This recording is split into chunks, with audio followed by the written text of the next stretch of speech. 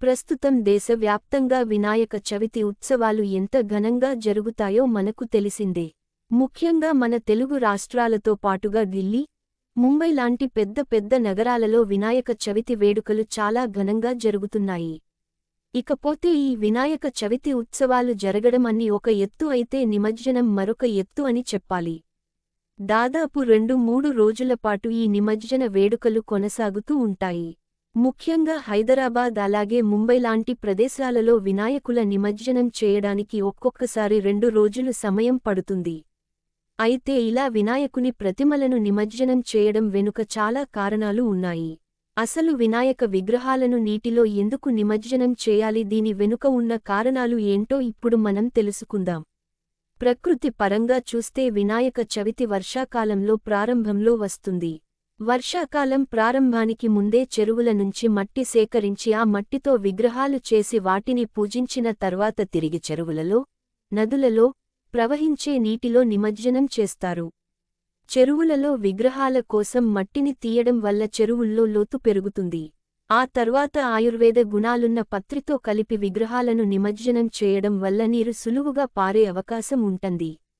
అదే సమయంలో అందులో ఆయుర్వేద గుణాలు కూడా కలుస్తాయని చెబుతున్నారు.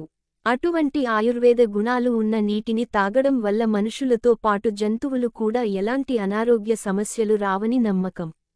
ఎందుకంటే విగ్రహాలను తయారు చేసేందుకు ఉపయోగించిన మట్టి, పత్రి, గరిక, అలాగే విఘ్నేశ్వరుడికి పూజించే 21 ఆకుల వల్ల నీటిలో ఉండే క్రిమికీటకాలన్నీ చనిపోతాయి. దీనివల్ల నీరు శుద్ధి అవుతుంది. వినాయక ప్రతిమలను నిమజ్జనం చేయడం వెనుక పౌరాణిక కారణాలు కూడా ఉన్నాయి. పురాణాల ప్రకారం వినాయకుడు కైలాసం నుండి భూలోకానికి వచ్చి కేవలం 10 రోజులు మాత్రమే ఉండి తిరిగి కైలాసానికి వెళ్ళిపోతాడు. భూలోకానికి వచ్చిన వినాయకుడు 10 రోజుల పాటు కైలాసానికి దూరంగా ఉంటాడని, 10 రోజుల పాటు నిత్యం పూజలందుకుని తిరిగి కైలాసానికి రమ్మని పార్వతీదేవి పంపినట్లు పెద్దలు చెబుతుంటారు. అయితే అందులో ఎంత వాస్తవం ఉందన్న విషయానికి మాత్రం ఎవ్వరికీ తెలియదు. దీనికి మరో కారణం కూడా ఉందంటారు. ఏ దేవుని విగ్రహం అయినా మట్టితో చేస్తే అది కేవలం 9 రోజులు మాత్రమే పూజించడానికి అర్హత ఉంటుందని, ఆ తర్వాత అందులో దైవత్వం పోతుందని, అందుకే వినాయక ప్రతిమలను నిమజ్జనం చేయాలని కూడా కొందరు చెబుతుంటారు. వినాయక నిమజ్జనంతో పాటు దుర్గామాత విగ్రహాలను కూడా నవరాత్రులు పూర్తయ్యాక నిమజ్జనం చేసే విషయానికి గురించి మనకు తెలిసిందే.